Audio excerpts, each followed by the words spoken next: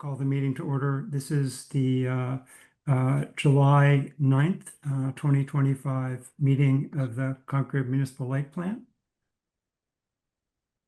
Great. And I call this meeting to order. I think the first order of business would be to elect a chair pro tem for this meeting so that somebody can kind of move things along.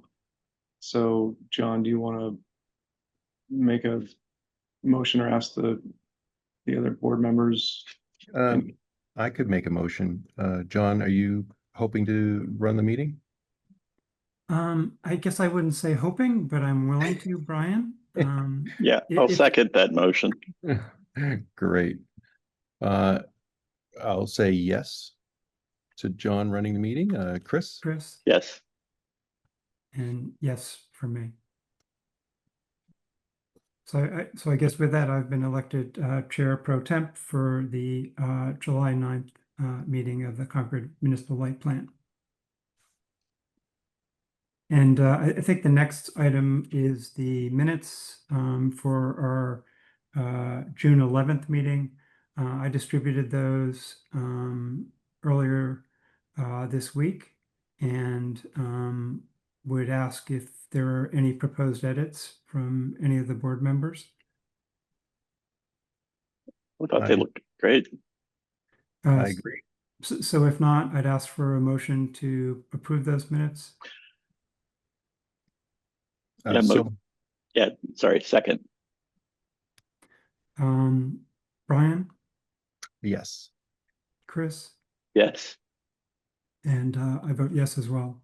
So with that, I guess the minutes for the July or June 11th meeting have been approved.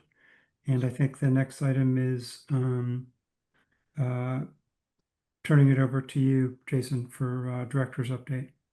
Great. Thank you, everyone. I'm going to keep this brief, and we've also removed the broadband update portion of this. I figured I would give any relevant broadband updates during the director's update, but we don't actually have any today. So we're trying to allow as much time as possible to talk about the cost of service study, the rate design, and also a brief topic on the battery. I wanted to give an update on the procurement of the solar at the middle school. So we have gone out and issued an invitation for bid. We've had 28 firms request the invitation for bid.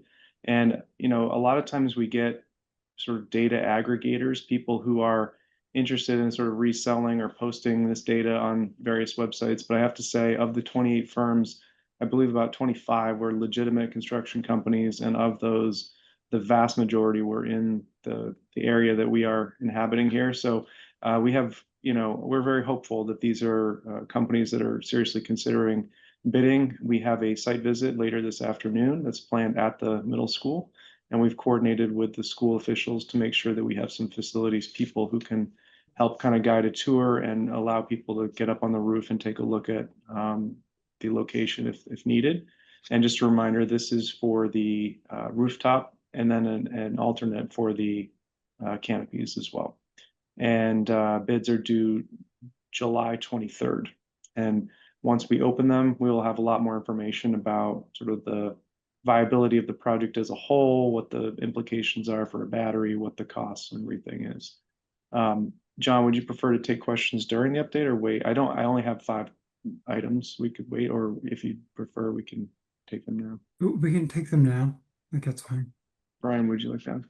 Yeah, I have a quick question. So you said you're going to have someone from facilities available to walk people through the building. Will someone from CMLP or someone knowledgeable about the preparations done at the building be on site? I just don't want someone who's managing the day-to-day activities of middle school trying to explain the conduit in the parking lot. You know? Right. Oh yeah, we'll have at least 2 people from the engineering team here at CMLP and myself will be there, and then we'll have school facilities folks, and then we also, Bob Connery has been coordinating all the people that he thinks might be relevant to answer any questions about the site or logistics regarding that, areas that have been planned to hold equipment, things like that. So I think we have a pretty robust team. Great, thank you. So building on last month's notice that the school department was awarded a free level 3 vehicle to X charger and installation. We did have a site visit that Brian was nice enough to coordinate between CMLP, the school, the bus company, and the organization who's providing this charger and installation. It was really good to have all the stakeholders together and kind of walk the site and look at various options and locations where this charger could go. And so the next step is that the installer slash, charging company is going to prepare some schematics and drawings to share with the group to see if everybody is supportive of those. CMLP believes we can do the prep work pretty quickly, and it really just depends on where that final location is expected to be. We think it's going to go near the existing charger, and there doesn't seem to be too many obstacles to making that happen. So it's a pretty straight shot from our existing switch to be able to add another transformer. It's just a question of whether the transformer has to go near the existing transformer switch or if it can go closer to the bus, which is desirable for a few reasons. But either way, the team is confident we can make it work, and just really excited to have this project come to fruition. I know when Brian requested the funding, it was kind of unclear when we'd be here, but it was very smart planning on his part to get that funding for the last mile for CMLP. So this will not result in any additional cost for really anybody other than what was already appropriated years ago. I wanted to mention that on June 24th, we had an extremely hot day and a high load day, hitting over 26,000 megawatts, which is the highest since 2013. I think PJM had their highest ever over there. So a very high demand day. And we have, electrification is happening and it's having a real impact on the distribution systems. And, a lot of EV charging, hot water heaters, electric stoves, heat pumps, which often double as air conditioners, were running. The peak hour was between 6 and 7. So, the majority of the solar was pretty low at that time. And temperatures were still in the mid 90s at that time. So having, a battery to dispatch during that time would result in significant savings, which is a topic we'll talk about a little bit later. I wanted the board to know that on Monday, on Monday of last week, the select board approved 2 small cell installations on Sudbury Road. These are Concord's first under a new small cell policy that was adopted by the select board in 2022. And they are going to be pole mounted in line with the design specifications in the small cell policy. They'll be, so again, a monopole, it's a normal utility pole, and kind of a center mounted round shrouded antenna. There'll be a cabinet, a disconnect switch, and a meter all on that pole, all above, walking height so that people don't run into it. They do need to replace both poles just to make them a little bit taller, because these were formerly utility poles that were lopped off after we went underground with the power. The reason they're sticking around is because they have communications and or lights or guy wires to support other infrastructure. So we worked collaboratively with the requester, which in this case was AT&T, to kind of pick locations where we didn't think the poles would be going away immediately. We don't want to have a situation where we've undergrounded, we're just waiting for Verizon and Comcast to underground their equipment. And then, suddenly we have to say, all right, we got to get rid of this pole now. So there are reasons why these poles will likely stick around longer than the average pole. And we're going to be having the line crew undergo some training as well on, the safe procedures of operating around these areas. Again, luckily there's not primary, conductors on these poles. So if they're doing anything, they're probably changing a light or, could be some fiber work or something. But there is a disconnect switch that can be accessed very low on the pole so that it can power down the antenna prior to doing any work on it. And then the last thing I wanted to mention is that NISC, which is the vendor that makes our ERP system and our customer relations management system as well, here is coming later this month for a 3-day engagement. We have everything from financials and accounting modules. We have customer service and billing modules. We have a whole outage management system and engineering maps tied into this system. But we also have a work order and service order system built into this so that we can track the work that's being done. We can track inventory as it's applied to jobs, and we can also bill for those jobs that are requested by somebody else.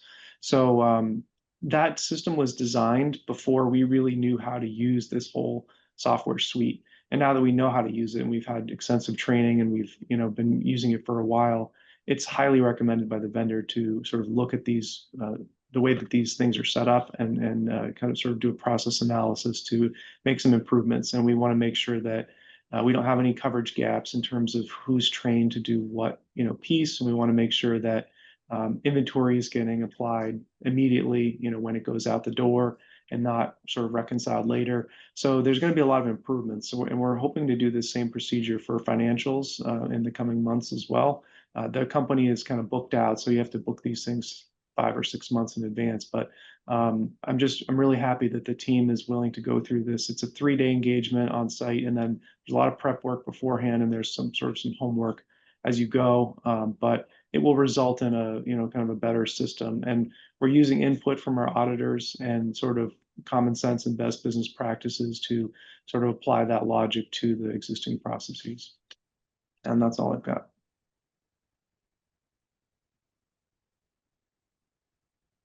Any questions from board members? Nope. All good. Okay, so Thank you, Jason.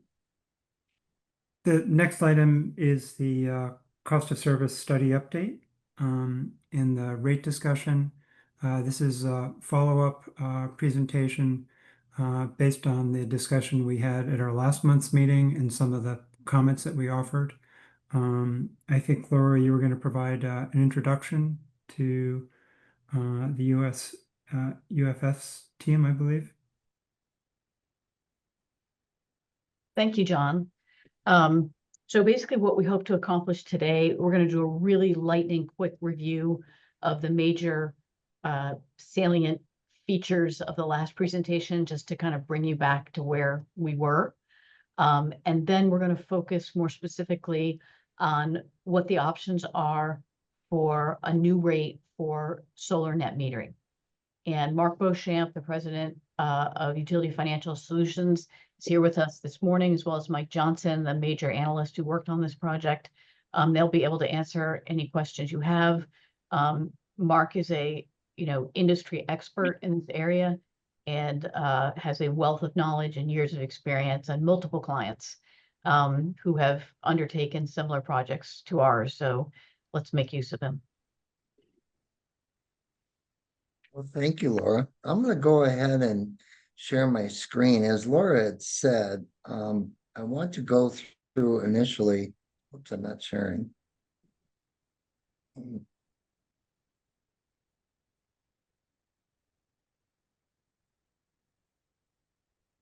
There we go.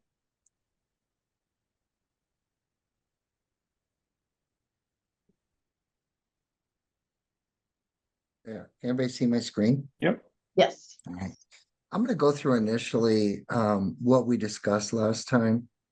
And what you're going to see is some more work on the time of use and the customer impacts on going from where we are today to phase 1 and subsequently phase 2, or if we just want to go to phase 2.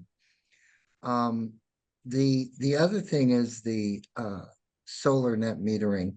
We're not quite completed with the impact analysis, but we do have the concepts and the numbers for those concepts to review. So last time we reviewed the financial projections, and of course the main thing with the financial projection told us that you're very financially stable, that there's really not a need for any rate adjustments, increases in the next 5 years. We also reviewed the cost of service results, and although all your classes are relatively close, there were, of course, some variations. And one of the rates that we're proposing for like the small commercial and the medium commercial is a slight increase in the small commercial and a decrease in the medium. And then the sample rate designs. And we went through some of the next steps, and one of the discussions centered around the customer charge and for residential. And what you're going to see in the proposed time of use rate is no change in the fixed monthly customer charge. I think that the major focus should be on the implementation of the time of use, and I don't want that to affect and skew the results, because I think that's a more important thing to move to time of use than is to get the customer charge theoretically where it should be. So just to review everything, these are the assumptions used in the studies. The pointer here. The main thing is this is the capital improvement plan. And you see you have the $11 million capital improvement plan in 2028. And that can be financed with your existing cash reserves. This is the projection. And the thing to note with this is your recommended cash reserves are around 12 million. And every year you're above that and actually increasing your cash reserves. You can see in 2030, we're at about close to 30 million with a minimum of 12. So debt coverage ratio, you're a low debt utility. So everything looks really good from a financial planning perspective. This is the cost of service results. And what you're going to see in the rate design is a 2% increase in this rate class and a 2% decrease in this rate class in the rates, just to move slightly toward cost of service results. This is the monthly customer charge. You can see that the cost of service study said there should be a little over 26. You're currently at 20, but we're not proposing any increases in the residential customer charge at this point. This was our suggested next steps. And of course, these were modified. We did keep the 2% bandwidth. That's why we increased the small commercial by the 2%. But this one we eliminated and made it 0.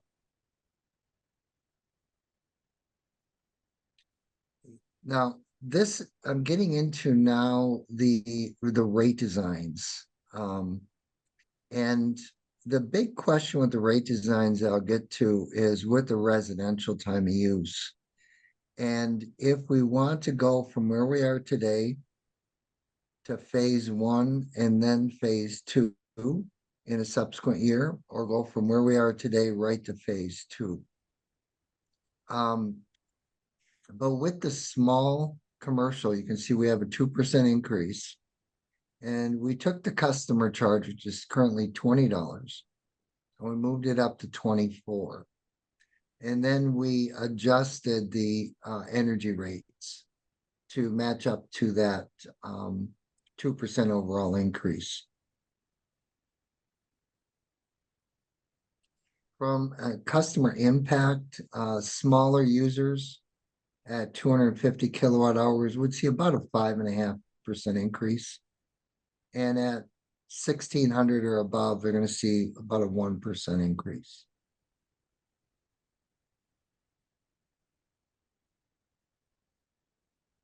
The medium commercial, we're looking at a 2% reduction, but we are taking the customer charge and going from $59 to $100, and using that to lower several of the energy charges. You can see that the all-in energy is going from 19 cents to about 18 cents. And the demand charge is going up $1. And overall, this will result in about a 2% reduction. Now, the impacts on this is dependent on load factor. And load factor, of course, is how a customer uses electricity. the ratio in a sense related to their peak demand that they create in a month compared to their average demand. And a customer with a low load factor would see about a little over a 2% increase. The break-even point on that for a customer's usage pattern would be about a 37% load factor, and beyond that, they would see a rate reduction.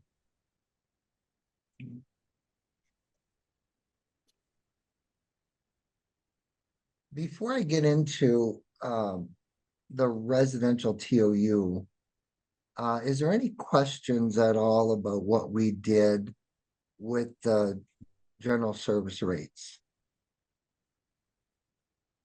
Brian? So with the general service rates, I understand you're doing the 2% switch from G1 and G2. And G3 is being left alone. Yeah. Can you just for everyone kind of go over load factor again, and what that means for the rate design? Because I don't think I've heard load factor used in a couple different ways, so I just want to make sure that my understanding is correct. No, it's good. Let's see. I think let me see if I can insert. Well, I can't right now. I'll just do it here. Let's say a customer has a peak demand of 1,000 kW, or say 100 kW. You have to design capacity or build capacity to serve them that 100 kW of max demand. But let's say you have a customer that has an average demand of the month. In other words, you took their total kilowatt hours and divided it by 744 hours in a month. Say that was 50. That's their average. That would result in a 50% load factor. All right. Right. So it's the peak demand versus the average demand. Correct. Okay. Yeah. And so if someone has a low peak compared to their average demand, they would see a reduction in cost. But if they have a very peaky customer load curve, then they would see an increase under the changes to this rate. Correct. That is correct. All right. And Yeah, sorry, go ahead. well, I just want to tell you that the reason that that's happening is it's because of the increase that we gave to this demand charge, going from 956 to 1056. Now, the reason we did that is not to get too complex about this, but your distribution related charges, I believe, I know that they're above the 1056. But that distribution charge, when it comes to the infrastructure between the substation and the customer's facility, that theoretically has to be sized to handle the customer's peak demand. And that's what we're trying to recover in this charge. All right. Yeah. So that leads into my next question is, in the residential rate, distribution, expenses are collected through the monthly charge and through the variable per kilowatt hour distribution fee. With commercial customers, it's collected with the monthly charge, distribution, and a demand charge. And so Correct. when we have a different per kilowatt hour cost in these two rates, one is what was it? One is just under 5 cents, and the other one is just 2/100 of a cent 5.2. over. Correct. So those, along with because the G1 does not have a demand fee. So I would expect with a demand fee that the distribution per kilowatt would actually be lower for a G2 customer because we're collecting in the demand fee. Am Mhm. I understanding that correctly, or is this backwards? No, you are correct. And I think what's happening, the overall rate structure tells me, and we're gonna have to look at this, but that the numbers down here are correct. What's happening is this 1056 should have gone against this component, Right. but we set it against the capacity component. And I Yeah. think that's what's So happening. yeah, for me, I want to make sure that the way our rates collect for certain expense categories is correct. In other words, when we're collecting for distribution, it is paying for the operations of the light plant. When we're collecting capacity, it's the RNS and ICAP capacity obligation. And when we're collecting for energy, it should be the same for all rates because it's the average cost of the generation that we're buying. And I've seen in rate studies before this kind of, well, we'll make it up by changing this number and that value. It's extremely important to me that those capacity per kilowatt, the distribution per kilowatt, and the energy per kilowatt really reflect those categories of expenses, and we're not kind of just trying to balance after the fact with something like that. So especially distribution, I want to separate the pass-through costs through the operation of the light plant cost, because when we get to discussions about net metering and bidirectional power, I want to make sure the light plant is kept whole and that we're collecting correctly for all our distribution and labeling it appropriately. And then all our pass-through of energy and peak expenses is accurately separated. We're collecting fairly for those, so that's that we can treat our customers fairly while keeping the light plant whole and operations fully funded correctly. So Yeah, no, I agree with you. I think I kind of jumped to a conclusion a little quickly though, in what I said earlier, because that demand charge probably should be separated because it probably includes a certain amount of capacity and correct. for That's power supply and a certain amount of distribution. And we need to unbundle that demand charge into two components. I would love that. Yeah. Mike, if you want to make note of that, most likely the numbers are going to still end up in total what we're showing here. It's just the breakout's going to be different. Right.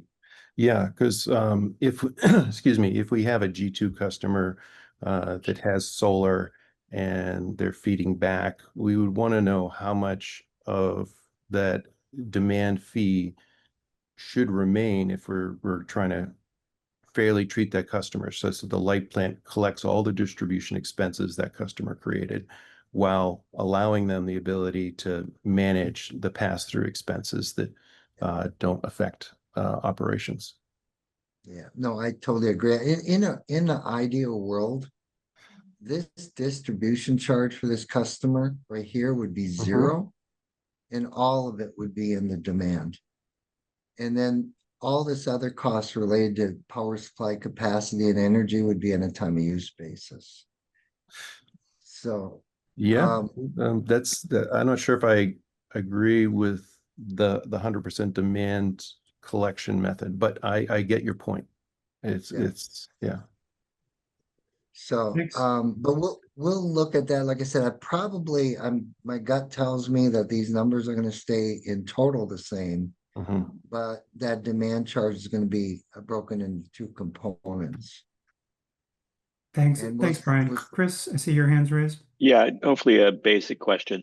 How many customers on the small versus the medium? There are about 1,200 customers on small and I want to say 200 on medium. That might Great, not thank be you. exactly right, but roughly right. And sales volume for those classes? Don't have Roughly. that off the top of my head. Okay. I had 130 in medium.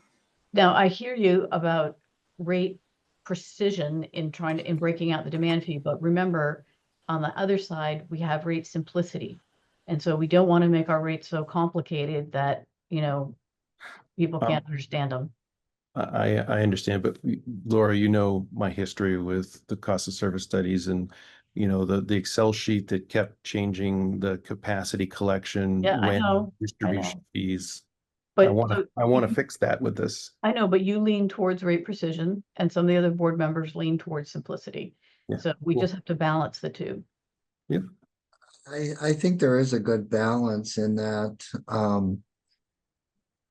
for purposes of the demand presentations, the demand charge can be broken into two, but for purposes of billing, it can just be combined for billing purposes. I think the main thing, because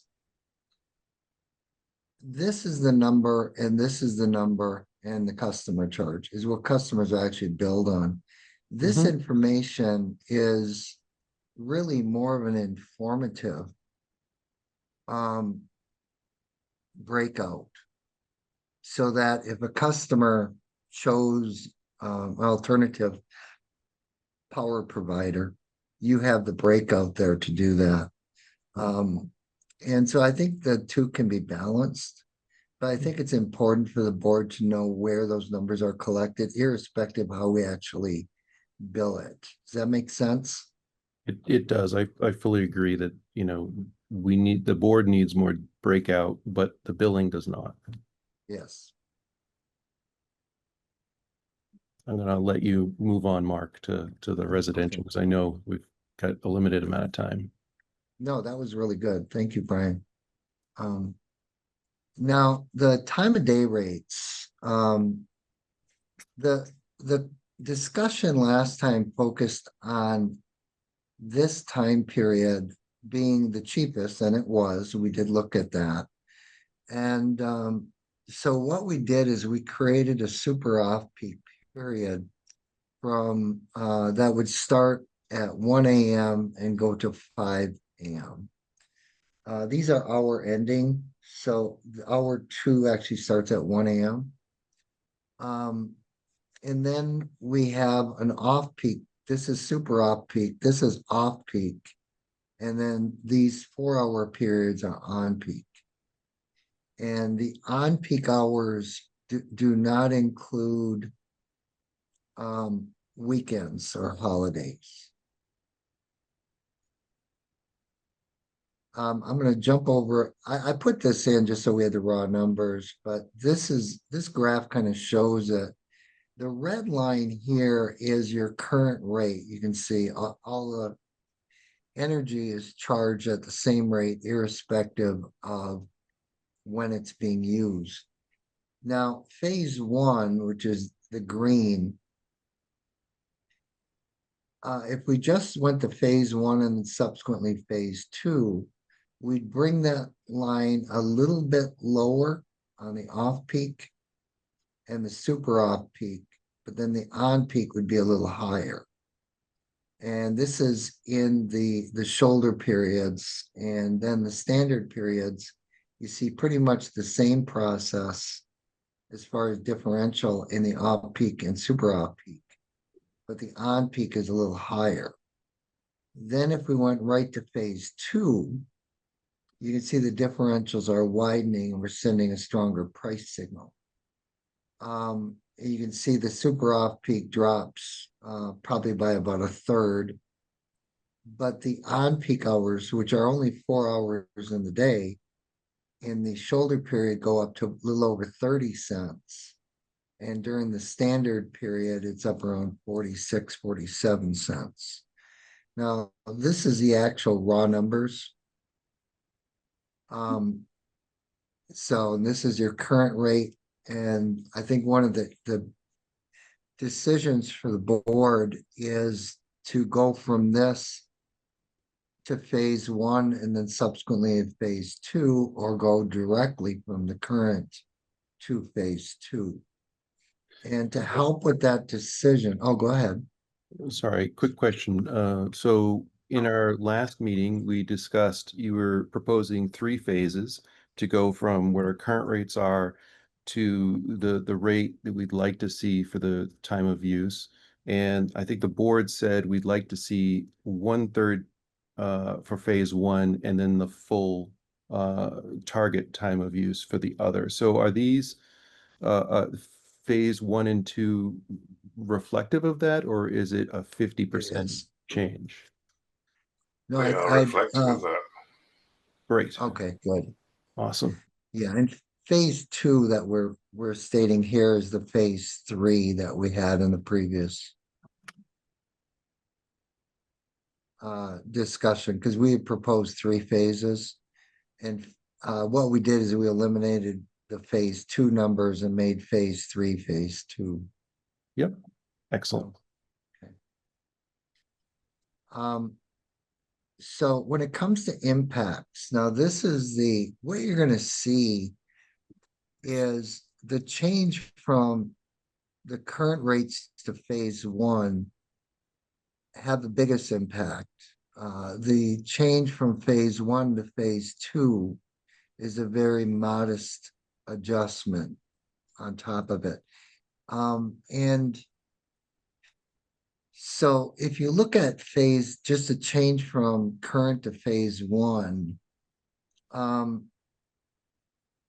between basically 0 and 200 kilowatt hours, they would see an increase of $1.34, which amounts to a little bit over a 2% increase. Right. 200 to 400 would be about $3 increase, which is a little over like 3.5%. Between 400 and 900, it would be a $4 a month increase on average, which equates, it starts to come down, equates to about a 3%. And then after that, they see reductions. And you can see that when they get to over 2,000 kilowatt hours, their bill drops about $50 a month. And that equates to about an 8% reduction. Sorry. So this is with the residential monthly charge staying at $20 unchanged over Correct. 3 years. Yes, you And are correct. and we don't have good data on the hourly consumption of these customers. So how are we seeing a swing like this, where some are increasing, some are decreasing? What was causing that small increase for small customers and bigger discounts for the large consumers? It's the actual load research data. We did have the hourly loads. Mike, do you want to? We had the full 8760, didn't we, on this? We did for 500 odd customers. Yeah. If you add up the counts, that's how many we used. Well, And what's we had- causing it, Brian, is the collapsing of the tiers. Oh, thank you, Laura. That's Yeah. what it is. Yes. And that's right. Good. Thank you, Laura. And that's part of the reason also why we're shying away from increasing this customer charge. Because you can see what it exacerbates these impacts. And the 200 goes up to 375. And this goes to 64. There's certain weaknesses in a minimum system that $26 a month. When the issue with the cost of service study in general is not to beleaguer this, but just so you understand,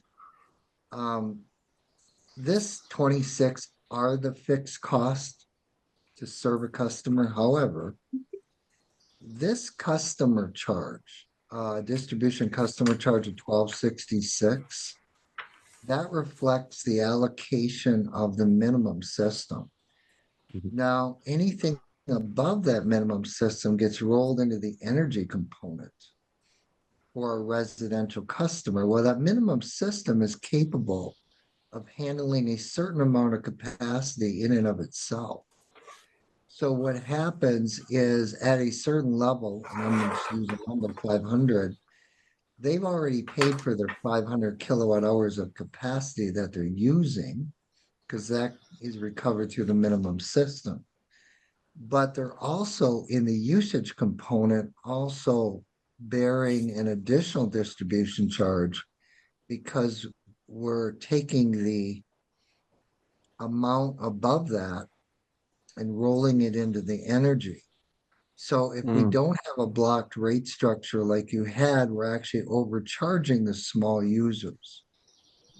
That's part of the reason also why I don't want to increase the customer charge for time of use at this point. Yeah, Does that so make sense? Oh, sorry. I think it does. I just, when you say rolling into the energy charge, I cringe. I'd rather hear rolling into the variable distribution collection, which that was, Yes. yeah, that Yeah. would be my preference for those expenses to collect for. I've Yeah, seen no. Chris has had his hand up for a while. I don't want to dominate by just interrupting. Yeah. So if we could go back to the slide that showed the different, where was that? The 6 brackets of, yeah. So I see this, and there's a lot of complexity here, but the story is we're going to change the rates to time of day, and the result is that the big houses get a rate cut, and the small houses get to pay more. And I don't think that's a very palatable result. And it's not the one I really want to go to the town with. There is something to there is another way of going about this, but I don't know the complexity it would involve in a billing system, or if you even have the data to do it. And that is a lot of utilities, what they're doing is they're saying if you're 200 amp service or below, the customer charges $20.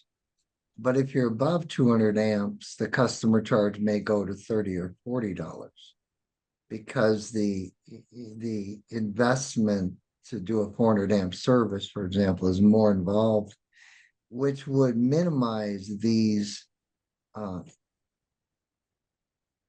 reductions in a sense that Yeah. they're seeing. But I don't know if you have that kind of data available in your billing system as far as the amperage of the services. Mark, isn't one factor here that we're moving away from an inverted block rate, so that these larger customers were paying, higher charges, and, when you're moving to kind of these flatter rates, that they're not seeing those. And, That's correct. could a case be made that inverted block rate, while it was designed to promote conservation from a cost of service basis, it was conceivable that these larger customers, we were over collecting on them?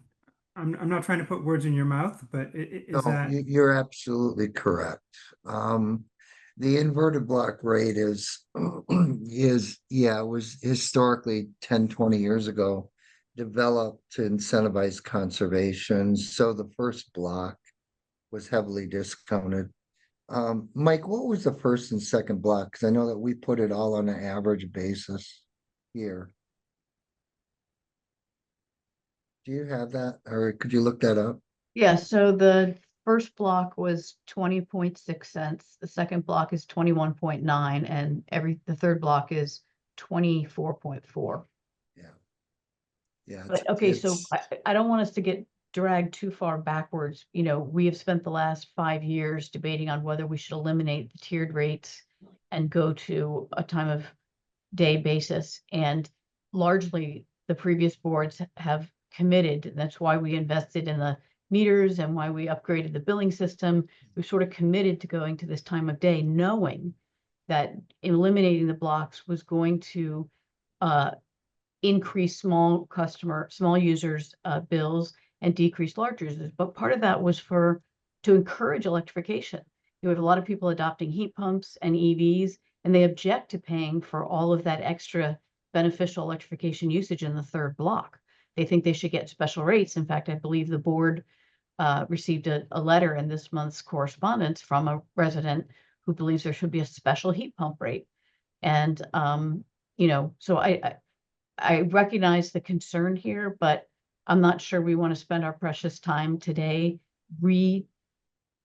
debating or deliberating that move to a time of day rate. That's just my thought. Yep. Good. Thank you. Fair enough. If I could just have a quick follow-up question, which is, does the study look at any expected change in behavior based on the time of day rates at all? So none of this just assumes people keep using exactly as they're using right now in these projected future costs. It does, but what you're gonna see, my gut tells me, because you're in this phase 2, that's a 2-to-1 differential. Here it's even more.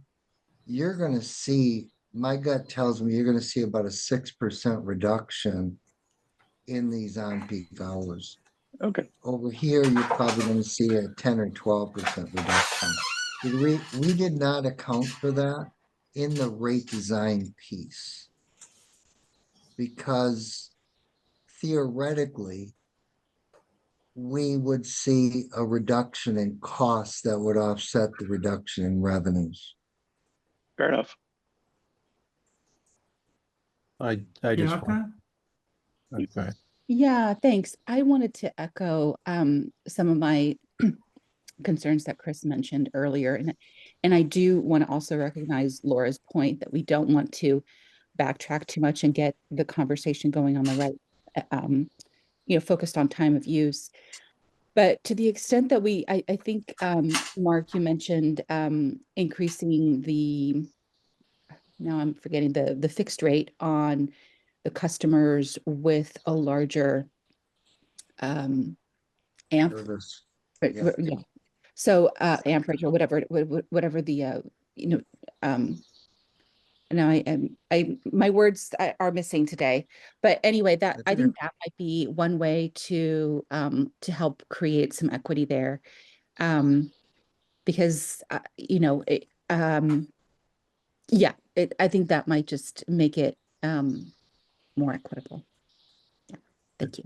I'm going to make a quick comment that echoes that, which is we've discussed this idea before of the fixed monthly fee being tiered based on the size of the connection to the utility. So those that have a 200 amp or 400 amp or 600 amp or 3-phase would have a different monthly fixed collection. And I prefer that method, but you are right, Mark. The utility doesn't have great data to then apply customers to those buckets. So I just would like in the minutes to say, we should make that effort to gather that data, not for this implementation of time of use, but future adjustments. I think that's a very good suggestion. There are other ways that could be implemented, but they would take time to set up in your billing system. For example, amperage would be the ideal way, but some utilities, Nashville being one, Los Angeles being another, is that fixed charge will vary based upon what their average or peak months kilowatt hour consumption is, as an indication to basically to recognize the amperage if that data is not available. But I don't know that's something that might be involved to set up in your systems. But that might be something in a future date we may want to look at. Actually, that is we are capable of doing that. You can correct me if I'm wrong, Carol, but I believe that we can charge a KW charge to the residential customers. But I know the objection by some on the board has always been, they don't want that to be based on the non-coincident peak. They want it to be based on the coincident peak, and we can't do it based on the coincident peak. What I was thinking was a little bit different. When you say KW, that's more of a demand.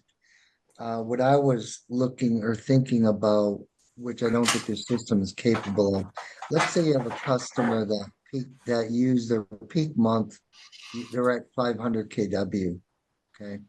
Maybe they would be charged $20. But then you had another customer that had 2,000 was their peak. I can't do letters very well or numbers on this thing. Instead of $20, it might be $30. But isn't that their peak Based usage?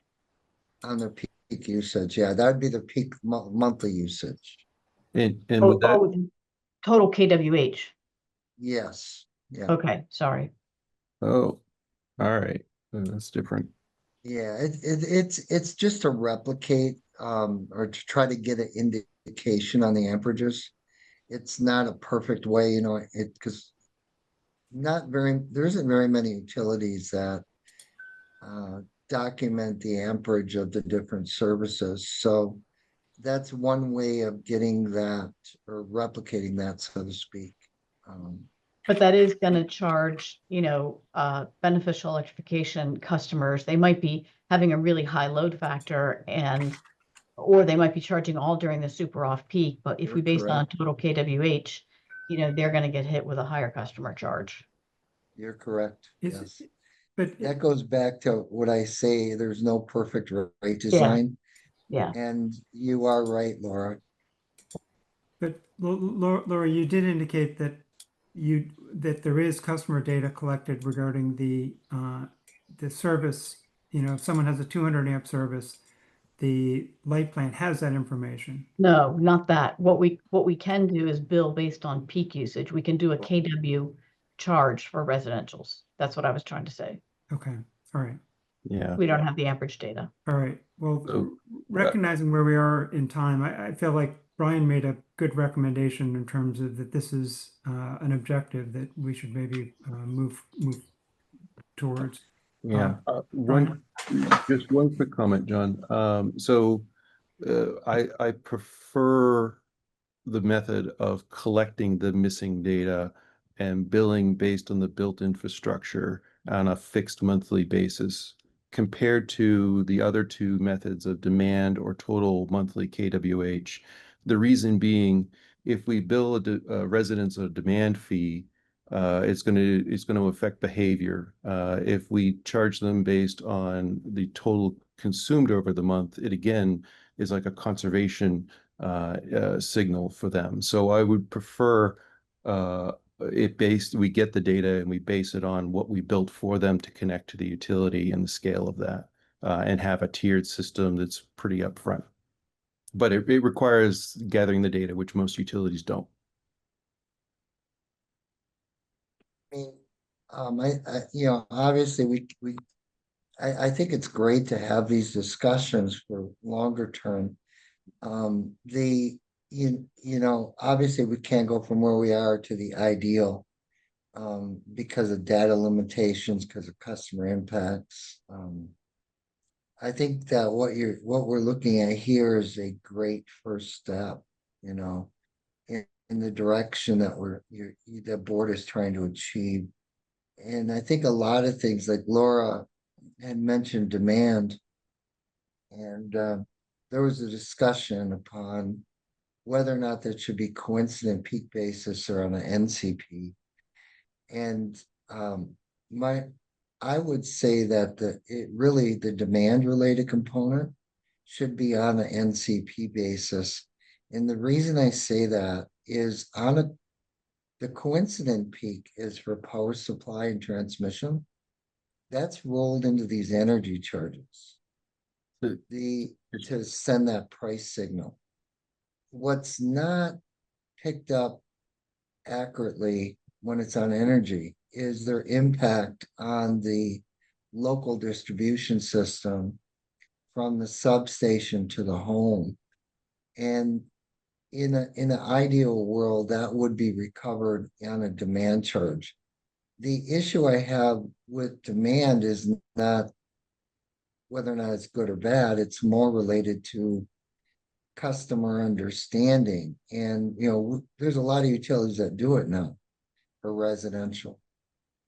But to implement time of use and at the same time implement demand, I think is just too much for residential customers to take in at one time.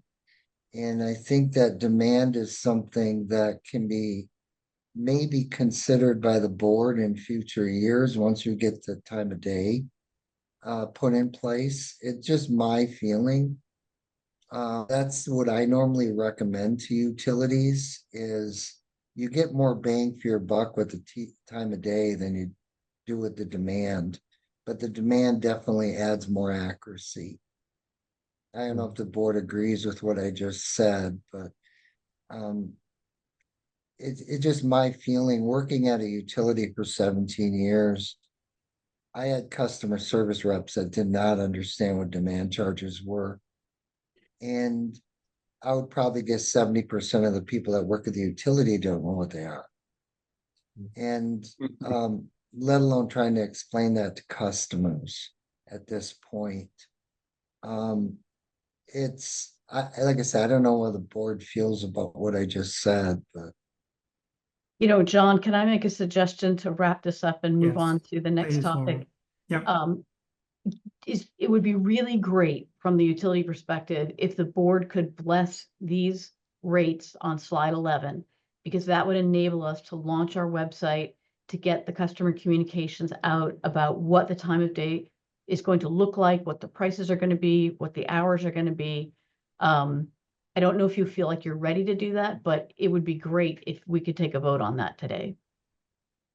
Where do members feel? I guess I would offer one comment. I'm surprised in terms of the very modest differences between the off-peak and the super off-peak. If we're really driving towards simplicity, given the modest differences in these rates, is there really value in terms of these rate distinctions? I know Chris has his hand up first, but I've got an answer for you, John. Chris, over to you. Well, I'm going to reflect on agreeing with that and also what Warren wrote in his letter, which was basically agreeing with that as well. So if Warren was here, he would speak to the idea that if there's a small difference in rates, it's not worth having. Now, the question is whether we want to do that in order to prep for eventual bigger differences in this next phase. And I think there's some benefit to that, but can we just make the difference a little bit bigger now? Yeah. I would echo those same feelings as well. I think on the phase 2, the TOU phase 2 looks more like a real difference, and I would be more inclined to vote positively on that. But the phase 1, it just it's just a walkout, I think. yeah, those differences were the differences in the energy, the market energy rates in those time periods. So I'm of the opinion that I like the current schedule where we have the current to phase 1 being a small difference, where we're trying to keep revenue neutral, where we're first showing customers their usage during these different hour blocks. I'd rather have the bill impact be small and spend a year educating consumers on their habits of when they consume electricity before we hit them with phase 2, which is the actual what we're going for in collection. So, but based on everything we've heard, are people in a position to accept these rates? May I make a public comment now instead of the end of the meeting, please, on this topic only? Go ahead, Peter. Thank you. Peter Fandel, 10 Shirley Street. I've been a bleeding edge adopter of all the initiatives in the town. Electrified my house in around 2010, 15 years ago, with ETS and rooftop solar. Bought first electric car 10 years ago. We have 2 electric cars. So I'm representing, not officially, but the remaining ETS customers in the town. ETS is dying a natural death on its own. There's less than 100 left. And the need for air conditioning is accelerating this. I'd like to share a few numbers. So the average cost to move to ETS per town recommendation is about $25,000 per household. And I've polled the people who have moved off or are moving off now ETS, and the average cost is around $50,000 per household. The special rate for ETS, which I believe, I'm not sure if you're eliminating it, but I understand that there's no mention of it here. I'm really sorry. Sorry? I'm really sorry to interrupt you, but I think we have voting to be done here. If you wanted to make a comment directly to this slide, please do so. But I think we need to stick to what we were talking about. Wow. Just quickly, the 2 numbers is that eliminating the special rate for ETS will cost effectively 0 because we're just noise. But to the ETS users, it'll cost over $1,000 a year. I think, Peter, maybe that supports the rationale for maintaining a super off-peak rate. Thank you. Yeah, and in Thank you the for your comment. past, in the past, we've talked about a 3-year transition period between that special rate and getting to that super off-peak pricing.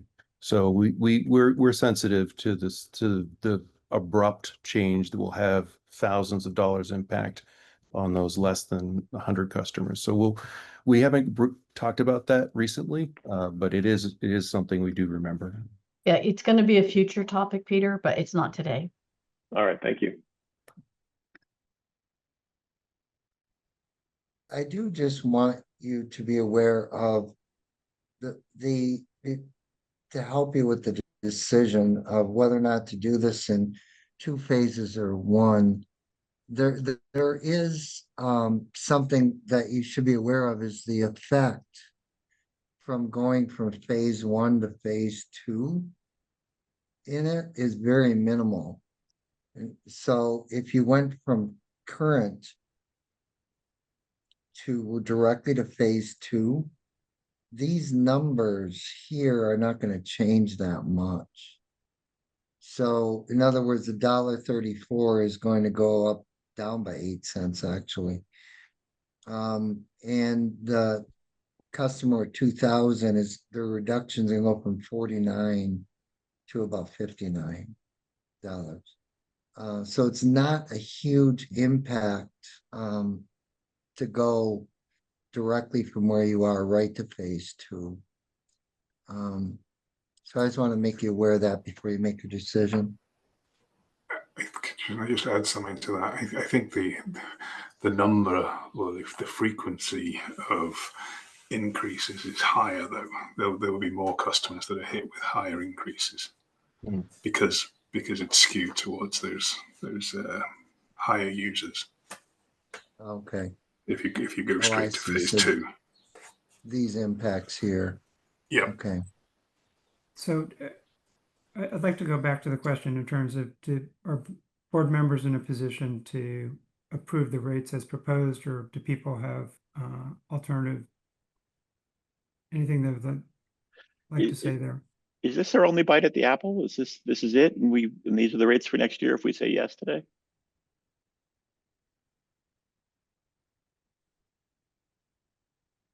I think that's the thought.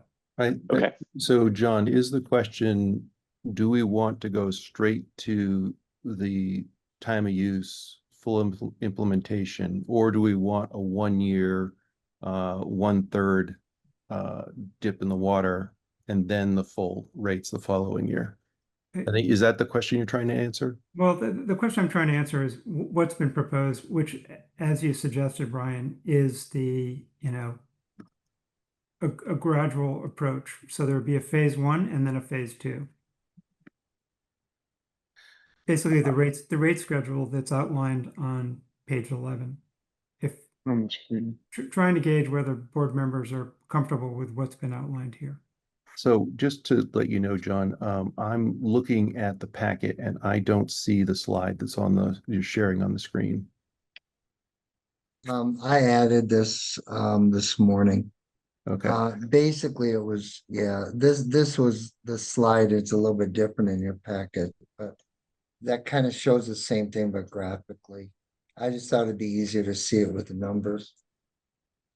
All right. So I am going to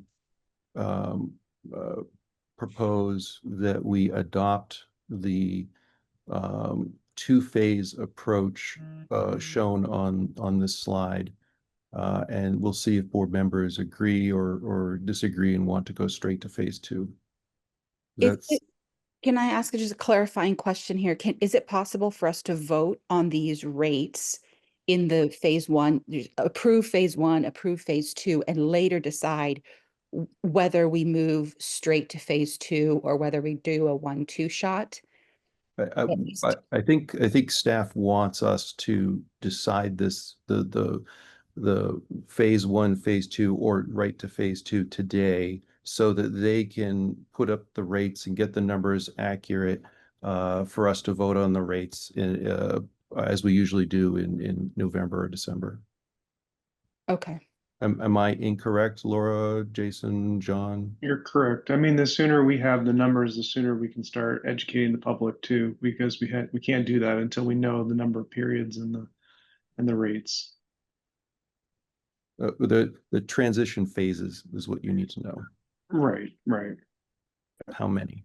Well, we're going to So- advertise the rates as well. And Mark, correct me if I'm wrong, but we are proposing these for January 1, 2026, based on the test year, right? We're not going to do another bite at the apple when we look at our new forecast for 2026 budgeted expenses, or am I wrong? No, I believe you'd be correct, Laura. Yeah. Okay. So Uh, no more reconsideration, Brian. What we decide on today, these are going to be they. Okay. Chris? Well, I'm not clear exactly what we're voting on. I'm in favor of 2 phases. I think that's a good idea. Just take it slow and see how our customers react. I would like to see slightly more difference between the super off-peak and the off-peak, because I think that it's such a minute difference right now that it just feels like noise. And so if there's some adjustment that can be made there. And I also think we want to come back and revisit the customer charge related to the service size. I think that would be an important change to make, but maybe not necessarily something we need to decide today. I mean, I'll let Mark respond, but I think that the rationale for the difference between the off-peak and the super off-peak rates is those are cost-based rates. And I think, Chrissy, you made a very good point in terms of the fact that maybe the objective is to look to phase 2 when there are going to be more pronounced differences, and recognize that right now the differences really don't meet the criteria that we established of meaningful differences, which would support those rates. But I think recognizing the objective is to move to phase 2, that it's worth maintaining a super off-peak. So that would be how I would frame it. But Yeah, I think that. Sorry, Jason, you I were was just going to say that's kind of what Brian was saying earlier, is that, if this rate is intended to give people a year to adjust, setting that price signal that it's happening and that it will be even more dramatic will allow people to prepare for, oh, hey, an EV would fit into my, my lifestyle. And I know that next year I'll be paying 3 cents less or 4 cents less or Yeah. something. But it just needs to be enough of a price difference so that I am motivated to go reprogram my car to start charging at 1 a.m. instead of at 10 p.m. Yeah. And I just want to do one more clarifying question. So I see that we have off-peak, super off-peak, on-peak, and then it repeats again. Those are the winter versus summer prices. Is that my correct understanding? That is correct, yes. Okay. But then I'm in favor of following this slide. Mark, can you just clarify real quick the shoulder versus the standard? Do you have that slide where you show the months, which ones are shoulder and which ones are standard? Um, So the shoulder is, it'd be, oops, sorry, it'd be October and November. March and April. Looks like it just was So 2 months, Mike. it's spring and It's- fall, No, it's not March and summer, April winter. as well. What's that, Mike? Yeah, March and April as well, Mark. March and April. Okay, so it'd be these two also. Right. All right, Yeah, spring and so fall. the months are March, April, October, and November, or September, November. November. Okay, and those are the shoulder. And then everything else would be the standard, which is the winter and the summer. Right. Yeah.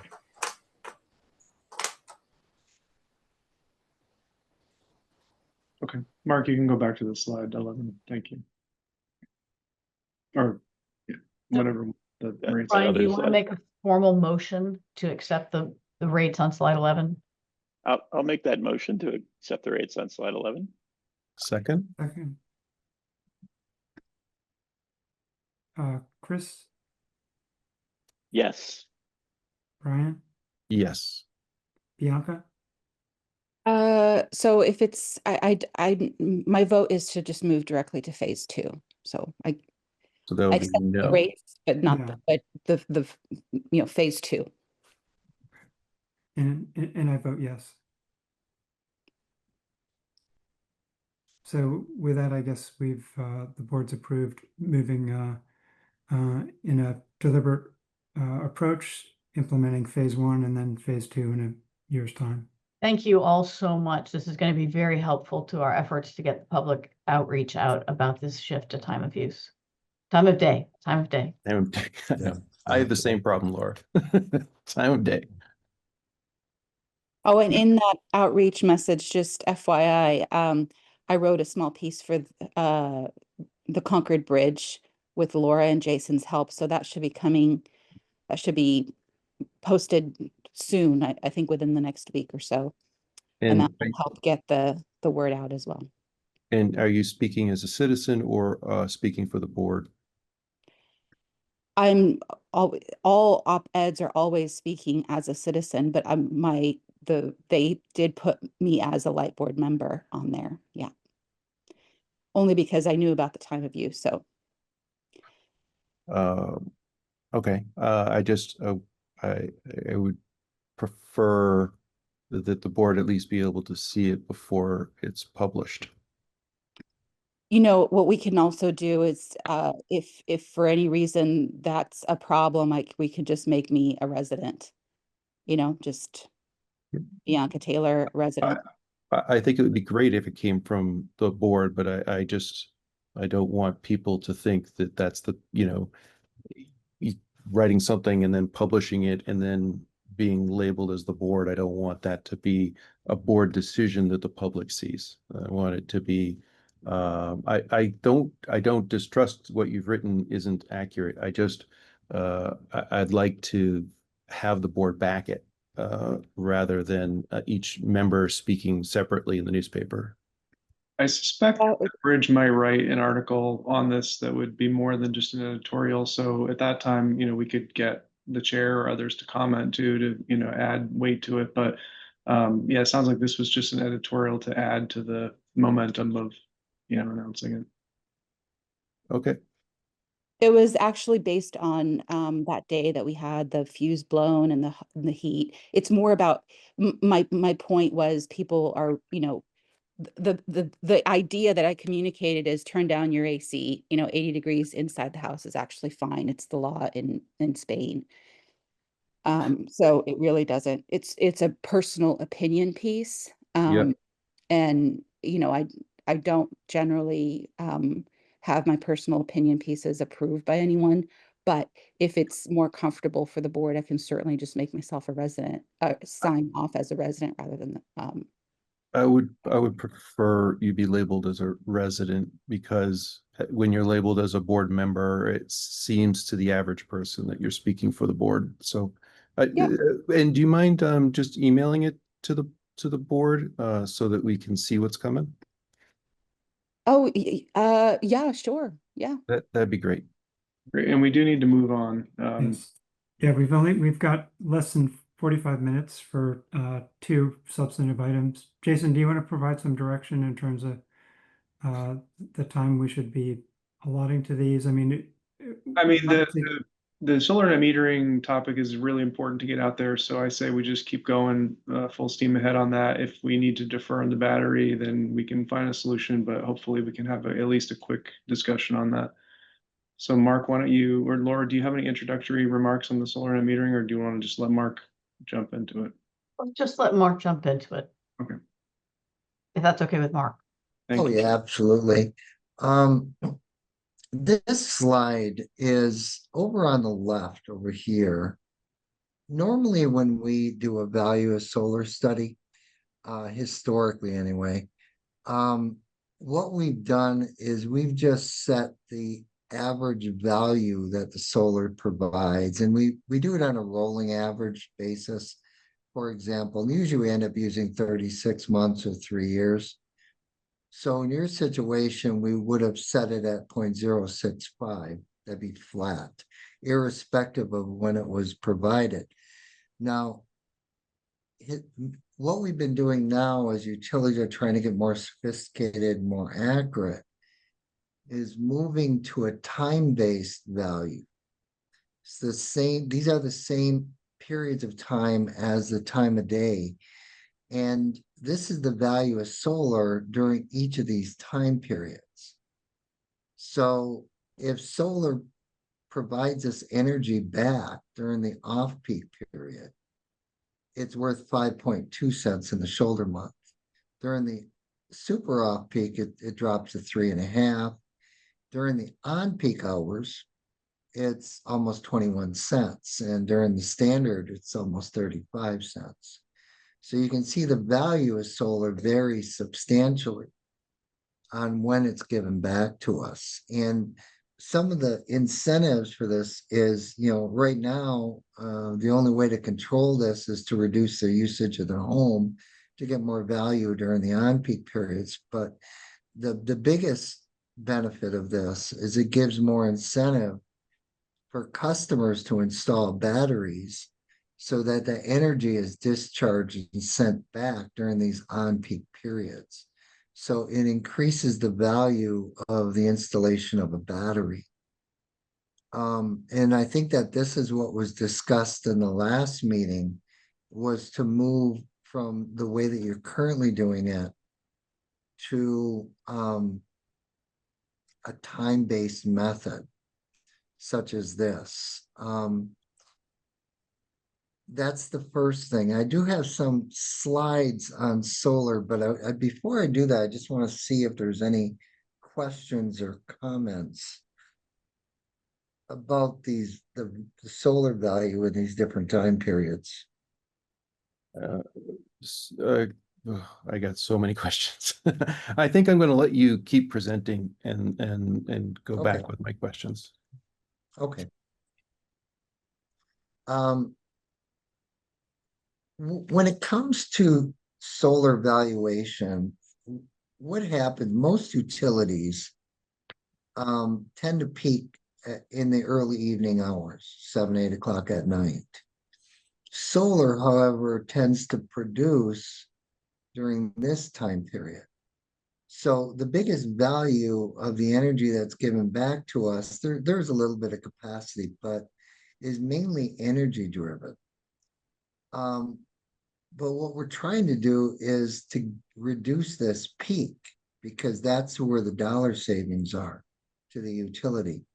In an ideal world, we'd want a flat 100% load factor utility that the peaks don't change, but you're never going to get there. But by sending the proper incentives, we can get closer to that line by incentivizing people to produce energy during this point.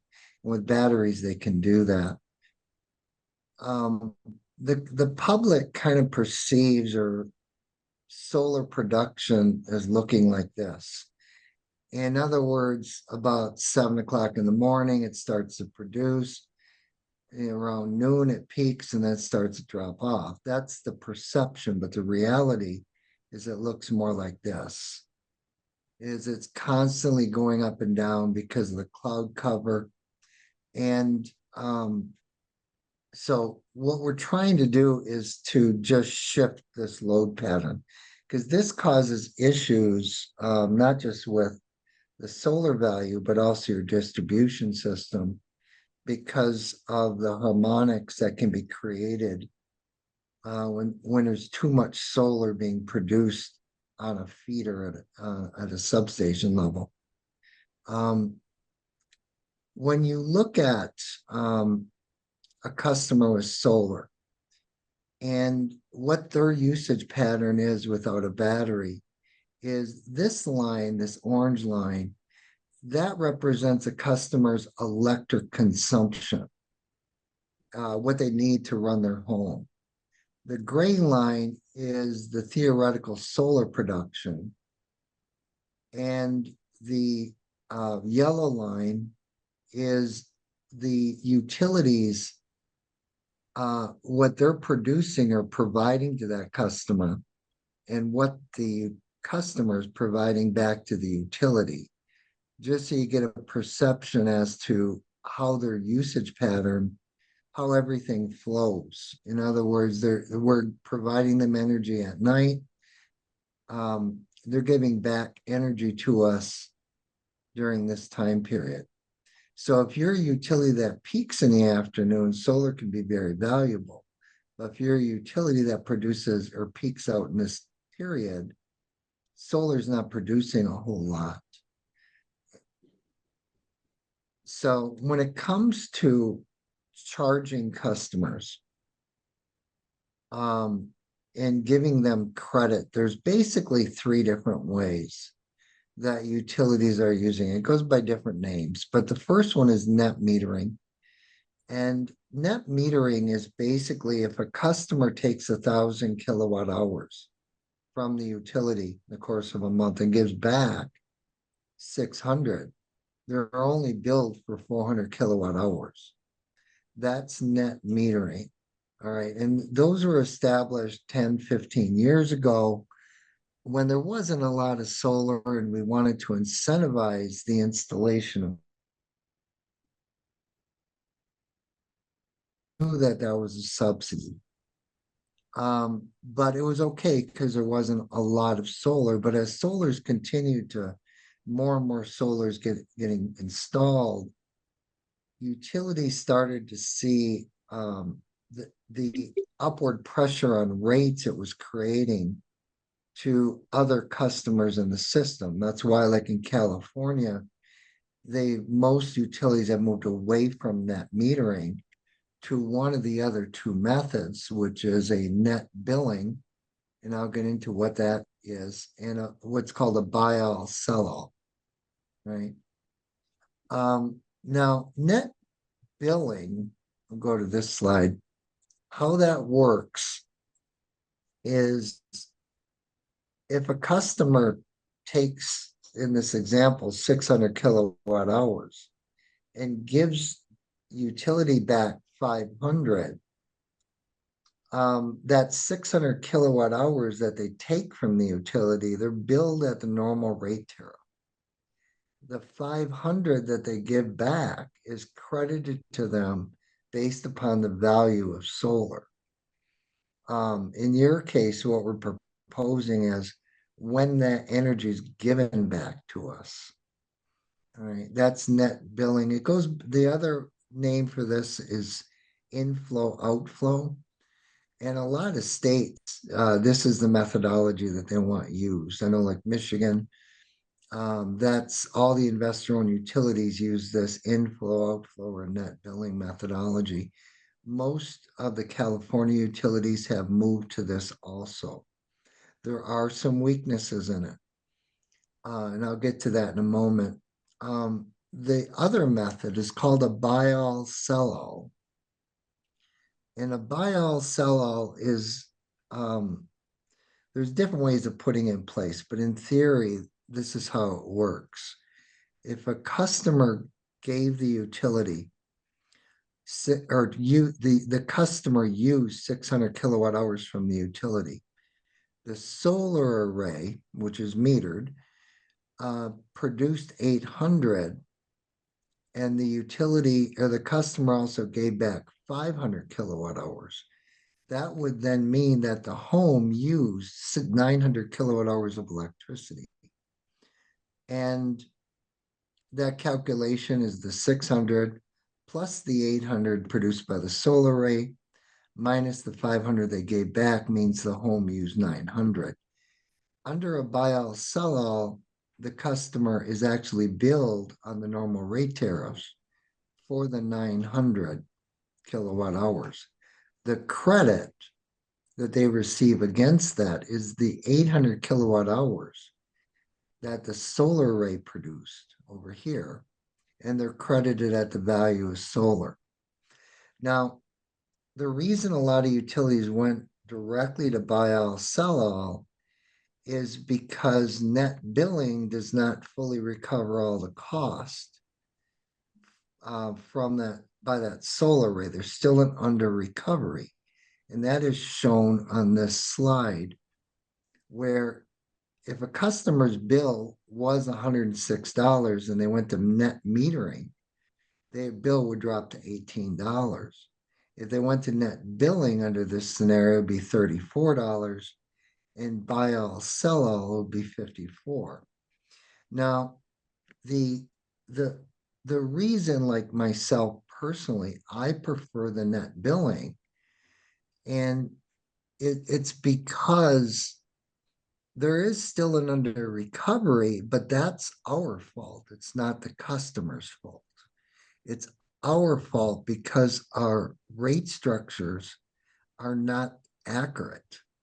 We're not sending the proper pricing signals. Now, in your situation, first moving to time of use, that's going to improve it. Secondly, moving to a value of solar based upon when it's given back is also going to make net billing a more accurate methodology than even buy all, sell all, and at the same time, send the appropriate pricing signals. So one of the things that this is the value of solar and the annual customer impacts for all the different solar arrays that we have. Some customers moving to this methodology, others are going to see increases in their bills. It just depends upon when that energy is given back. So the next thing, question is, do we want to move to this value of solar methodology under net billing? And the value is determined based upon the energy they give back to us in the different time periods.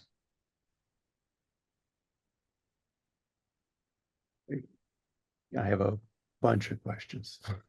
No, good. John, how do you want to? Go ahead, Brian. Please ask me. Okay, so the buy all, sell all method, we do not have production meter data.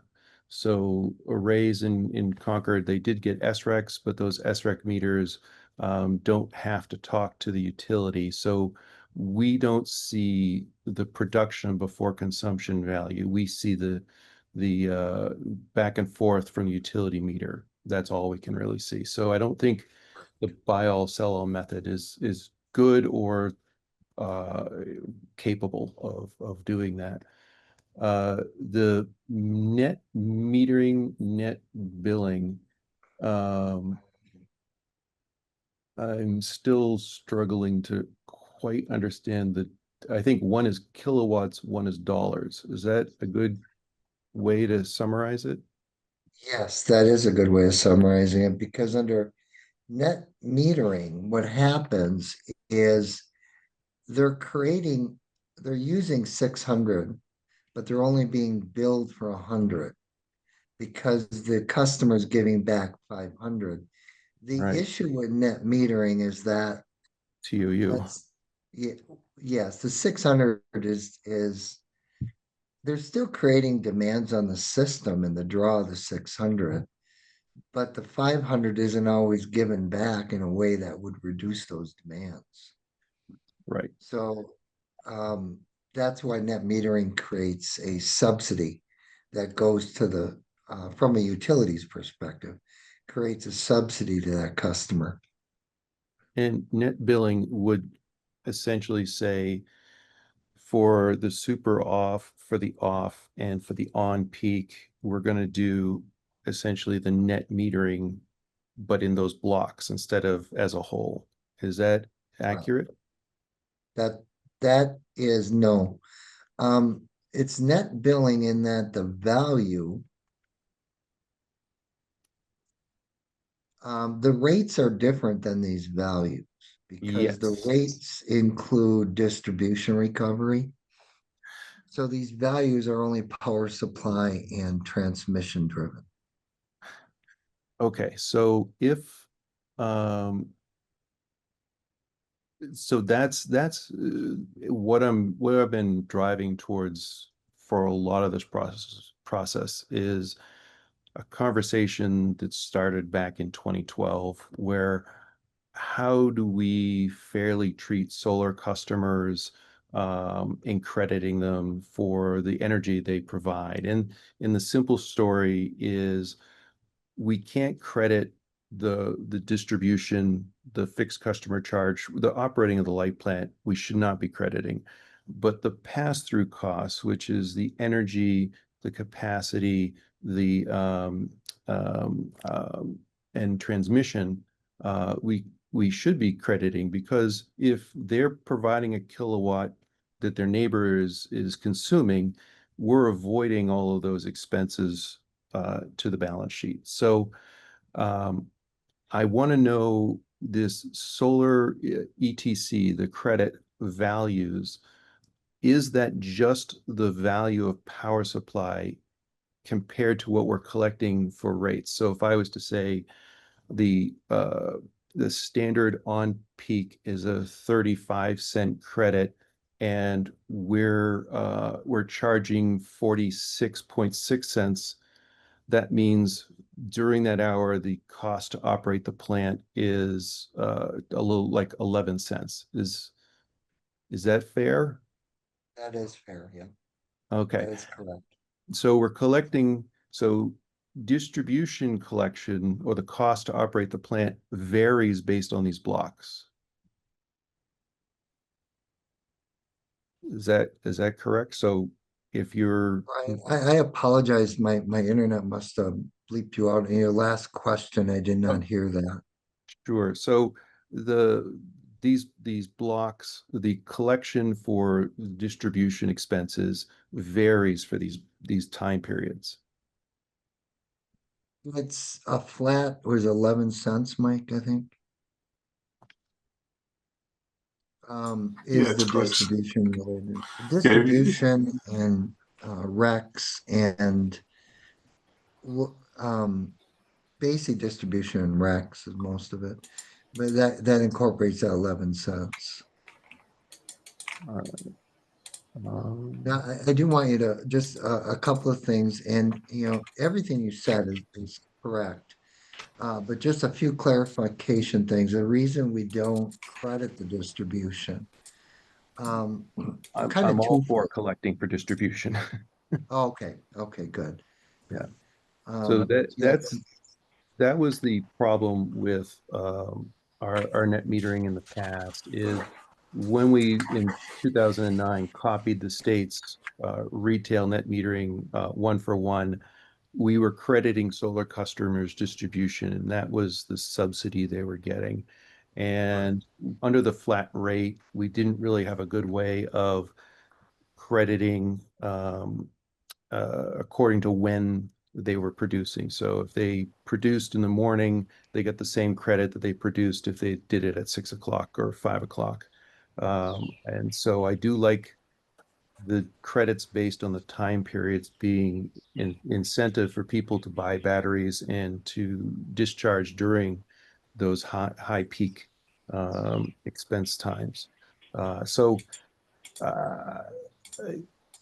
I would like more detail in how this is calculated, but I don't want to take up board discussion time doing that because I think they're generally what I would expect. So I'm kind of happy with them. I think Laura might be surprised with me saying that. Delighted is more like it. Thanks, Brian. Any other questions or comments from board members? Is this something we're looking to decide today as well? I think that's the hope, but obviously if the board's not in a position to do that, then we can go back to staff and see if what are the implications of that? Yeah, I'm gonna say I'm still a little confused on the net metering versus net billing piece. It seems like in the example, so if I am consuming 600 units and exporting 500 under net metering, the way that would currently work is I'd pay for 100 units, and under the net billing, I'd pay for the 600. So the only thing that would happen is I'd get the savings from using from bringing in 600 versus bringing in 900. So I'm not getting any credit for the export there, and maybe I've misunderstood it. I'm very supportive of time of day on this. I think that makes perfect sense with what we just adopted for the tiers of time of day, and it should reflect that similar thing. I think just my other point I'll make here is that a lot of people compare with what Eversource and other utilities are providing, and so folks like me, when I put in solar and discovered that when I was giving you more than I was buying, I was only getting 3 cents or something. That was kind of a disappointing to me to see that, because I knew that my friends over in other towns weren't having that same experience. I understand that's a subsidy and it's reflected in our lower costs, but I think there's some public perception about all these things that we want to be careful about as well. If I could just clarify one thing that you had said, Chris, is that in the example, the net billing, the 600, yes, that would be charged at the utility rates.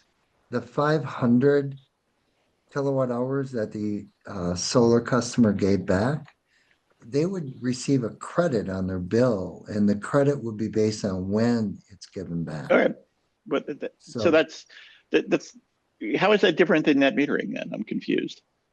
Here, let me give it a shot, Chris. So net metering is you take the kilowatts minus the kilowatts. And net metering, you just look at the meter at the end of the month. Yeah. And whatever it says, that's what you owe. Yeah. So you're under a flat rate structure. Right. You consume 600, you share 500. So it says, here's the flat rate times 100. Right. The difference with someone is shuffling a lot of papers with their mic on. Mike Johnson. I think it's Mike. Yeah. So the net billing says you're consuming 600 kilowatt hours times this rate, and then you're sending us 500 kilowatt hours times this rate, and now it's dollars minus dollars equals your bill. That's the difference in the methodology. And you could say on a solar tariff that the credits are not equal to the retail fee. So in 2013, the light plant had a instantaneous charge and credit system. So you were under net billing and you were charged the 20 cents for retail consumption, but then credited that 3 cents, and solar customers saw their bills go skyrocketing. And so it wasn't fair. And what it changed to was a kind of a hybrid where it did net metering, but then the excess generation credits were at that low solar tariff. That's right. why. So when you produce when you consume 600 and share 500, you only get billed the 100. If you consume 600 and you produce, let's say 1,000, then you're going to get a credit at a very low value. Right. That's why I bought an electric car, because I was giving power back to the town at a very low price. Yes. And I figured I could instead run my car on it. But Yes. so I see the difference here. So then we want a new net billing because we want to incorporate the time of day. So the only thing I would ask is that if we do that, it looks like we're looking at trying to put an actual value on the solar in each of those time blocks. And I'm a little confused why the value of the solar is different than the value of any other electricity that would be used in those same time blocks. The distribution collection is the difference. Okay. And is that correct, Mark? That's correct, yes. Okay, so if you take all of the rates that we just agreed to for phase 2 and you subtract the solar credit, you should have the same value of 11 something cents. I haven't done that math. I'm just looking at the numbers and guessing. Oh, that's correct. Okay, so every time you consume behind the meter solar, you're getting a full retail avoided cost value for that. Anytime you share with the light plant and take it back, you're paying the light plant a distribution fee for the service. And then if you're sending and someone else is buying and you produce more that month, you're getting these credits because your neighbor is paying those fees and you're receiving them minus the operation of the light plant, the 11 cents for distribution. Is that correct, Laura? That is correct. Okay. No, you're absolutely All right. correct. I see what we're doing here. So, I mean, I think I would just add that rates don't necessarily need to reflect costs. They should reflect what we want people to do as well. And so, I mean, that to be my philosophy on it. We can construct rates to get people to do behavior that's going to help the plant and the town. But I think what's shown here is fine to move forward with. Yeah. And just so everybody understands why we don't want a credit distribution, the best way to show it is the solar is giving back during these periods. When it comes to residential, they tend to peak at 7, 8 o'clock at night. This is their peak consumption. So they're creating a demand The duck on curve. the distribution. Yeah, exactly. Right. And so we still have to build that infrastructure here. So even if it's given back over here, it's not reducing the sizing requirements. Right. So what we want to do is create a rate structure that encourages me to go get a battery to move my solar peak to the peak on the grid. Correct. So That's Right. correct. So if you're a solar customer and you see this new time of use crediting or solar tariff, time of use solar tariff, you're going to want to provide the utility kilowatt hours during that 3 or 4 hour block for on peak. And your array is going to be tailing off as the sun sets during those times. So you're going to have an incentive to say, oh, if I buy a battery, my credits are going to go from 5 cents to 35 cents. Yeah. I'm going to go up on my roof and tilt all the panels southwest is what I'm going to do. Yes, yes. And the reason that we can do this is because that's when our expenses are high. And this incentivizes customers to invest their capital into the battery to get a better rate. And it also reduces expenses at the light.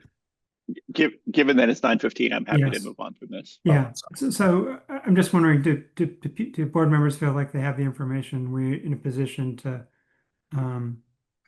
move on this proposal? Can we just clarify what it is exactly we're going to vote for?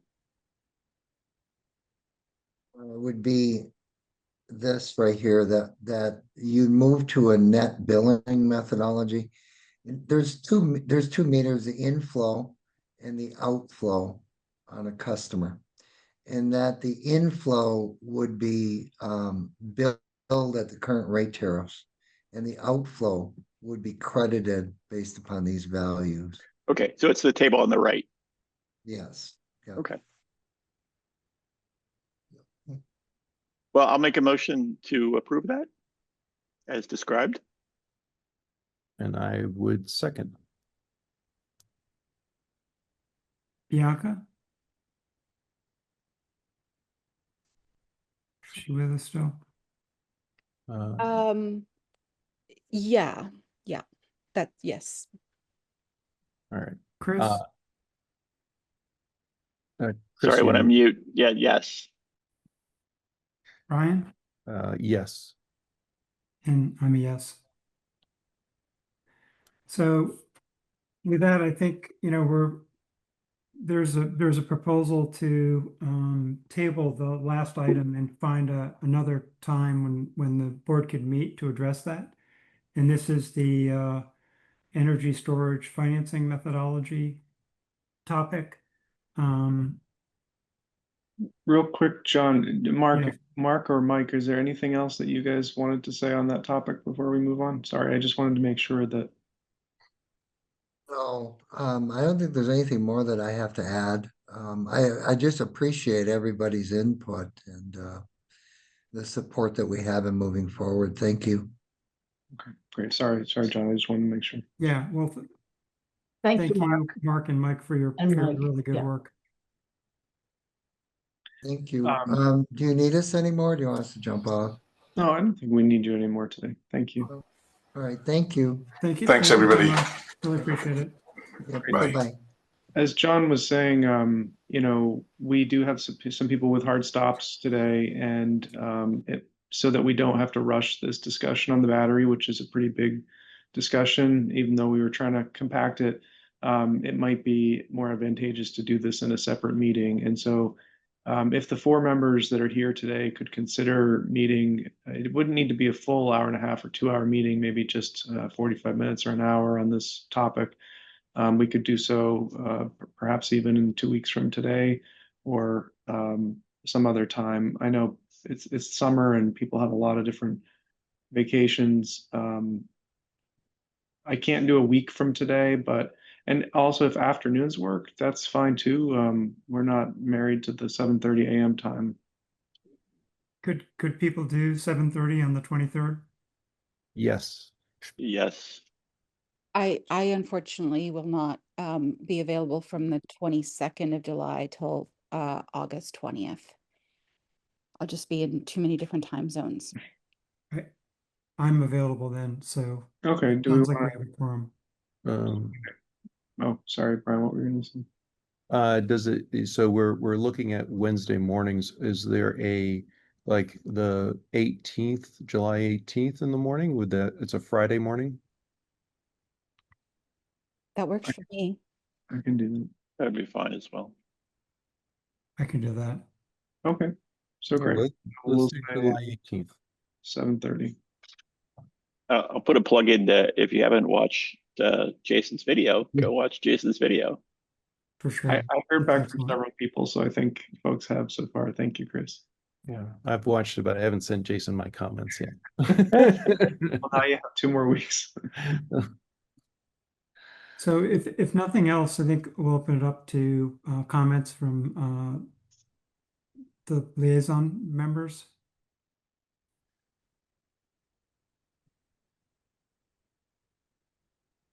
And thank you, Carmen? John. I have a hard stop, so I'll be leaving.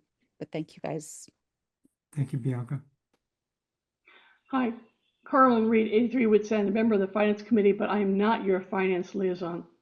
Oh, no. I've handed that off to Don Kupka. He'll be joining us, watching this video. Question I have is the comparisons that we've heard for the rates all seem to have the phrase investor-owned utilities are doing this. I didn't hear what are other municipal light plants which have a lower drive for shareholder return. What are they doing? So when you make this analysis, I'd appreciate some kind of idea of what are the other towns that have municipal light plants are doing, just to make sure that we're in keeping with them, not trying to keep up with Eversource and National Grid. That's it. Yeah. Thanks. Well, Carolyn, that's a great comment. We had the benefit of a presentation from SMUD, the Sacramento Municipal Utility District. And a lot of what we've done is really patterned after what they did. So, you know, great point, and we're mindful of that. Thank you for that. Any other liaison members? I see Pamela has her hand raised. Pamela. I'm not a liaison member. I'll wait. Yeah, I understand. Well, I don't see any others. Oh, Please. Pamela at 13 Concord Green. I agree with Bianca and Brian. We need to incentivize people to install solar and battery. And the only way we have to do it is through the rates. I think we should go directly to the high differential so that we give the incentives, make the incentives strong enough to have people actually do the things that we want, because we want to end up with producing all of our electricity here in a virtual power plant of distributed battery and solar generation all over the town. And that will be cheaper for everyone. And I don't see any problem with incentivizing with solar generation doesn't have the same distributions and transportation costs that the power we buy from outside does anyway. So what's the problem with giving them all the benefit of the retail rates without worrying about charging the distribution costs? We still have the monthly fixed fees. I don't think we should. I think that solar producers should also benefit from the fact that they don't cost us as the community as a whole the same price for generating the same clean electricity from outside the town. Thank you. Thank you. For very helpful. I mean, right. One of the objectives we have in terms of setting these rates is gradualism. And that's, one of the things that Mark indicated in terms of his presentation last month. So I think that's the rationale that was used from taking a phased approach to the implementation of the rates. And, Brian has made the point that solar projects don't necessarily avoid the cost of the distribution network. They rely on that distribution network. Therefore, it's appropriate that they contribute to the cost of that distribution network. So, but thank you very much for those comments. However, I see your hand is raised. Please come off mute.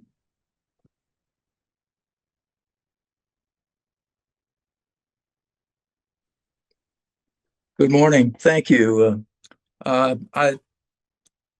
I think I'm late to the party. I got a message from Peter Fandel, who's also a member of the ETS user group, that the R3 has already been addressed. Is that correct? And we're going to, ETS is going to be on a 3-year schedule to move over to time of use rate and full share of the distribution costs. Is that correct?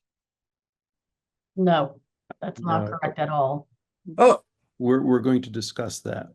oh, We did not conclude and vote on that. oh, okay. Well, good. Thank you. I'm in the process of collecting quotes right now to put in a new heat pump system, and I'm planning to uninstall my ETS system. It's very expensive for me to run, even under the R3, as a standby backup available, but not that frequently called into play. I paid $1,850 last year, 2024, for my that would be at R3 rates. Of course, I wasn't charged just the R3 rate. Anyway, adding the whole 6 cents per kilowatt hour to my ETS usage would raise my cost by $1,100. And moving the entire distribution load subsidy, removing the entire distribution subsidy would save the average R1 customer $15 a year. So I want to put that forward to be considered in the fairness equation. I understand the argument that it is a subsidy. It's not fair to the other ratepayers. ETS didn't choose to disadvantage other R1 customers, but we're certainly going to be disadvantaged if the distribution cost is added. That's basically what I have to say. Well, now let me say that it's been a privilege to engage with the board over the years. Brian, even you. Oh, thank you, guys. Our differences are philosophical, so we can argue not on a moral basis, but an ethical basis. I understand where you're coming from. Yeah, and I agree. You're a great guy to work with. We do disagree, but we'll work it out. Yeah. So just for the benefit of the other ETS users, I want people to understand what we're going to be paying to give minimal rate relief to your average R1 customer. There will be an opportunity for that. Just if you don't have anything else, just looking at the time, we do have to finish up. So. I understand. Thank you for your consideration. Thank you so much for your comments. So just real quick, John, I see on our tentative schedule that ETS background is due to be discussed in September and a decision about the rate in October. So just to give you some timing, Hal. Thank you for that, Laura. Any more comments, or can I propose adjournment? Please, Brian. I propose that we adjourn the meeting. Second. Brian? Yes. Chris? Yes. And I vote yes as well. Do it. Great. Thank you all. Thank you. Have a good day. Bye.